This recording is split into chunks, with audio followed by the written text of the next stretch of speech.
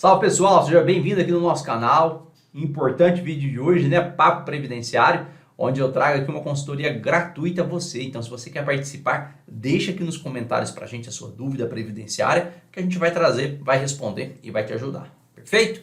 Primeira dúvida que a gente tem aqui é do Robson. O Robson pergunta o seguinte: doutor, boa noite. Boa noite, Robson. Uma dúvida. Atualmente estou contribuindo como seletista, né? CLT. Mas, em paralelo, contribuo por um salário mínimo através da minha empresa. Eu posso continuar a contribuição dessa maneira? Robson, depende, tá? Depende do quê? Quanto é que você está ganhando aí no seletista, né? É até o teto? É superior ao teto? E uma outra pergunta, esse valor que você está incluindo aí na sua empresa, né, fazendo retirada de Prolabore, você efetivamente fez os cálculos para verificar se vai dar um resultado positivo ou não? O que eu quero dizer com isso? Primeira coisa, a gente tem que ter ideia de quais são as hipóteses de aposentadoria que você tem direito. E quando eu quero dizer quais são as hipóteses, eu quero dizer de tempo. Quanto tempo o Robson vai levar para se aposentar nessa modalidade de aposentadoria, naquela modalidade? E por que isso? Porque a gente tem as regras de transição. Então você pode se enquadrar em diversos tipos de regra de transição. Regra de transição de 100%, regra de transição de pontos, regra de transição de idade progressiva ou aposentadoria por idade. Então, o primeiro ponto é identificar qual a regra de transição ou qual a aposentadoria que você vai se encaixar. Definiu esse tempo, você vai fazer um outro cálculo. Olha, Robson, você vai aposentar daqui 12 anos. Se você continuar mantendo essas contribuições nesse patamar, você vai aposentar com o valor de XYZ. Legal. Se você adicionar esse valor que você está contribuindo pela empresa, você vai ter um aumento nessa aposentadoria de XYZ. Apurado isso, você vai considerar as duas métricas. Olha, se eu contribuir sem a empresa, eu vou aposentar com X. Se eu contribuir com a empresa, eu vou aposentar com Y. Qual a diferença entre um valor e outro? Esse é o primeiro valor que você vai apurar. Depois que você apurou qual é a diferença, você vai ver qual é o valor investido que você vai ter. Olha, se eu continuar contribuindo pela empresa, por esse valor aqui, eu vou gastar a mais X%. Se a gente somar todo esse montante que você gastou, fazer uma projeção futura, considerando o valor a mais no valor de sua aposentadoria, a gente vai pegar o valor a mais, vai dividir pelo valor investido, multiplicar por 100 e a gente vai ver o seu retorno sobre o investimento. Por que sobre o investimento? Porque você está investindo, pagando mensalmente pela empresa. Tá, mas eu vou chegar lá na frente, vou ter gastado, por exemplo, 60 mil reais. Qual o retorno sobre esse valor investido que eu estou tendo? Vale a pena, não vale a pena? Compensa, não compensa? Esse cálculo você precisa fazer. Tá? E o planejamento previdenciário, pessoal, deixa isso muito claro e traz tudo isso para você. Então, você está pagando contribuição previdenciária. Você olhou a sua contribuição e falou assim, ó, por que eu estou pagando nesse valor? Né? Qual é o objetivo de eu pagar, por exemplo, como facultativo sobre o teto? Realmente, isso vai me dar um retorno significativo ou não? Qual o percentual de retorno? Qual o tempo que eu vou levar aí para recuperar esse valor investido? Então, muito cuidado com isso, que a gente fala de ROI, né? E, consequentemente, a pessoa acaba esquecendo de fazer essas projeções. Simplesmente acaba pagando, sendo que numa consultoria previdenciária com bom planejamento você economiza tempo, economiza um monte de dinheiro e consequentemente aí aposenta na melhor regra de aposentadoria. Então você, Robson, e muita gente aí que está sem aposentar precisa urgente fazer um planejamento para ver se está pagando certinho, se não está jogando dinheiro fora. Legal? Próxima pergunta é do Anderson. O Anderson pergunta o seguinte: ótimo, se puder responder eu agradeço. Vamos, Anderson, vamos te responder. Eu só aposento por idade. Ok, tenho 5 anos pago no código 1473. Quero decidir passar a pagar no 1406, com 20% do teto. Se eu fizer isso, seria obrigado a complementar esses 5 anos 1473, com 9% do mínimo? Se não for obrigado a complementar, esses 5 anos entrarão como tempo de contribuição em carência para aumentar o coeficiente de 2% a cada ano contribuído, junto com os próximos anos, quero pagar com 20% do teto? Meu salário de benefício será a média de 5 anos no mínimo, com a média dos próximos anos pelo teto? Nossa, aqui tem um monte de pergunta. E tem o caso também, Anderson, de planejamento. E eu vou te explicar por quê. Então vamos lá. Pela primeira pergunta, né? Serei obrigado a complementar esses 5 anos no código 1473 com 9% do salário mínimo? Olha, na aposentadoria por idade, você não precisa de fazer a complementação. Então esse período que você pagou como 11% vai somar na sua aposentadoria por idade. Só paga essa diferença se você for aposentar em outra modalidade de aposentadoria que não seja aposentadoria por idade. Então, primeira situação, resposta aí, respondida na aposentadoria por idade, não precisa de complementar. Perfeito? Se não for obrigado a complementar, esses 5 anos entrarão como tempo de contribuição e carência para aumentar o coeficiente em 2% a cada ano contribuído, junto com os próximos anos que quero pagar com 20% do teto?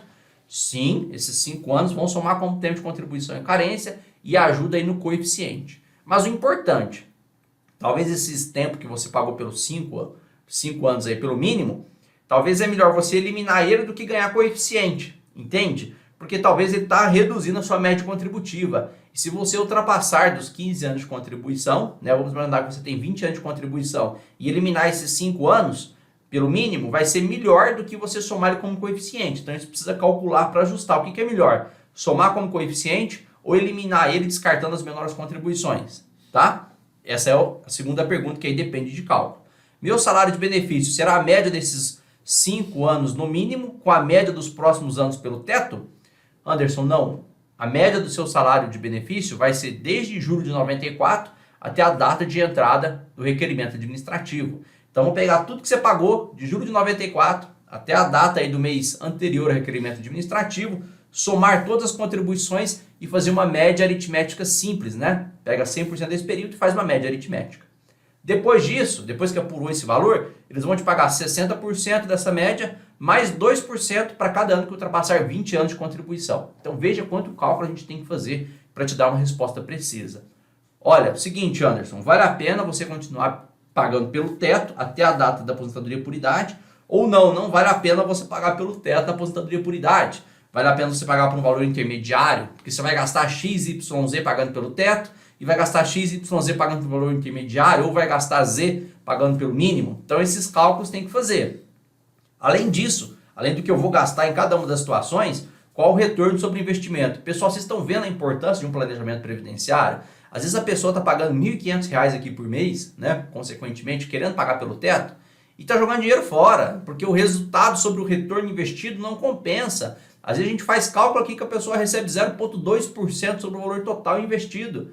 Então é melhor você investir em outro tipo de coisa, né? Vai conhecer aí ações, fundos imobiliários, ou se você não tem nada, não conhece nada disso, vai para renda fixa, vai lá para o Tesouro IPCA, faz um planejamento, vamos organizar isso. Quais as outras situações de investimento que eu posso ter para somar com a minha aposentadoria e ter um valor mais elevado? Então isso a gente faz e você tem que saber disso, tem que conhecer isso. Perfeito? Muito cuidado com esse tipo de coisa. Legal?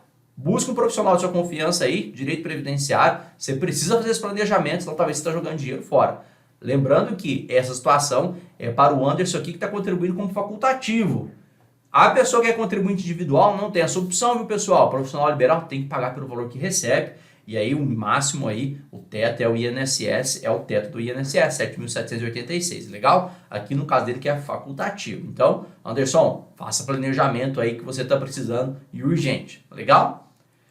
Outra situação que a gente tem aqui é da Ana. Vamos ver o que a Ana pergunta aqui pra gente. A Ana perguntou o seguinte: quando a pessoa possui tempo considerável de contribuição no INSS, na metade da vida começou a ser funcionária pública. Ah, interessante. É possível ter aposentadoria individual para cada uma ou somente união do tempo de ambas? Sendo funcionária pública e pagando facultativamente o INSS, ela consegue aumentar o valor da aposentadoria futura? Ana, é o seguinte, olha, você pode ter as duas aposentadorias, aposentar no INSS e aposentar no regime próprio, ou você pode somar essas contribuições, pode levar lá para o regime próprio. Para saber o que é mais viável, você precisa calcular e fazer um planejamento. Agora, é importante que muito servidor público aqui erra. Quando você é servidor público, você não pode contribuir com o INSS como facultativo. Se você contribuir como facultativo, exercendo uma atividade que é obrigada a contribuir, por exemplo, no regime próprio, você vai perder todas as contribuições como facultativo. Você só pode trabalhar e contribuir aqui no INSS como contribuinte individual, se você exercer uma atividade como contribuinte individual. Então, servidor público, pessoal, que exerce uma atividade remunerada no serviço público vinculada a regime próprio de previdência social, não pode contribuir no INSS como segurado facultativo, porque só é facultativo quem não contribui, quem não é obrigado a contribuir com a Previdência. Ela já é obrigada a contribuir com a Previdência aqui no regime próprio. Então, ela não pode ser facultativa no INSS, tá? Ela só vai tornar-se obrigatória no INSS, no caso aqui da Ana, se ela for contribuinte individual. Então, por exemplo, vamos imaginar que ela é servidora pública, juíza federal, e, consequentemente, dá aulas em universidade particular. Então, ela é obrigada a contribuir no regime próprio e obrigada a contribuir no regime geral, no INSS, iniciativa privada, tá bom? Muito cuidado com isso.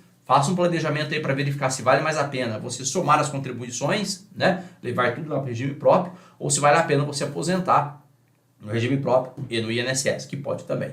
Legal? A próxima pergunta aqui é do João Lopes. Ele pergunta o seguinte, vamos lá. Doutor, boa tarde. Preciso de uma orientação. Legal, vamos lá entender o que você precisa aqui. Minha esposa é contribuinte facultativa. Em 2021, deu entrada no processo judicial por auxílio e incapacidade. Porém, demorou até junho de 2023, causa ganha. Por não saber o desfecho, acabei pagando mensalmente as contribuições até maio de 2023. Ok. Ocasião em que completou 180 contribuições. Agora, 2024, ela completou a idade para aposentar e foi negado. O INSS não considerou o tempo em que ela recebeu o auxílio pelo concomitante. Acabou dizendo que falta contribuições. Digo que não falta. O senhor disse que poderia até pagar como facultativo até que saia a sentença. E agora? João, é o seguinte, isso é muito comum de acontecer, tá? Então, às vezes a pessoa está discutindo benefício por incapacidade temporária e ele acaba demorando, né? E como ele demora, às vezes, para sair e a pessoa não quer perder esse período de contribuição, ela acaba pagando de forma facultativa para não informar com o INSS que ela está trabalhando, tá? Senão ele contribuía de forma individual e, consequentemente, depois, lá no final do processo, ele consegue comprovar que estava incapacitado. E aí esse período de contribuição, ele não é validado, porque é facultativo. Só que, na aposentadoria por idade, o INSS exige uma coisa chamada carência. E quando você faz essa solicitação no âmbito administrativo, o INSS não considera mesmo esse período de auxílio-doença aí, intercalado como carência. Você vai precisar buscar a via judicial. Então, o que você tem que ter feito primeiro? Antes de buscar o INSS no âmbito administrativo ou no âmbito judicial, quando cessou o benefício por incapacidade da sua esposa, você tem que voltar a contribuir como facultativo para intercalar esse recebimento do auxílio-doença. Voltou a contribuir, intercalou o auxílio-doença, ou seja, contribuição antes, contribuição depois, aí sim você faz o pedido administrativo de aposentadoria por idade da sua esposa lá no INSS. O INSS negou porque ele exige, além do tempo de contribuição, a carência, e o INSS no âmbito administrativo não reconhece a carência como de recebimento aí do auxílio-doença, porque não há contribuição, em tese, né? Você vai para o processo judicial, porque no processo judicial a gente já trabalhou aqui diversas vezes, trazendo tema do STF, inclusive, né, informando que o auxílio-doença serve como tempo de contribuição e como carência, até porque a pessoa não tinha como contribuir recebendo auxílio-doença, tá bom? Então você consegue, no âmbito judicial, reverter essa situação tranquilo e calmo, busca ajuda previdenciária do advogado, especialista em direito previdenciário. Se precisar da gente, nossos contatos estão aqui para você reverter essa situação. Legal? Vem com a gente, pessoal, que na próxima semana tem vídeo novo, tema novo e papo previdenciário. Até lá. Tchau.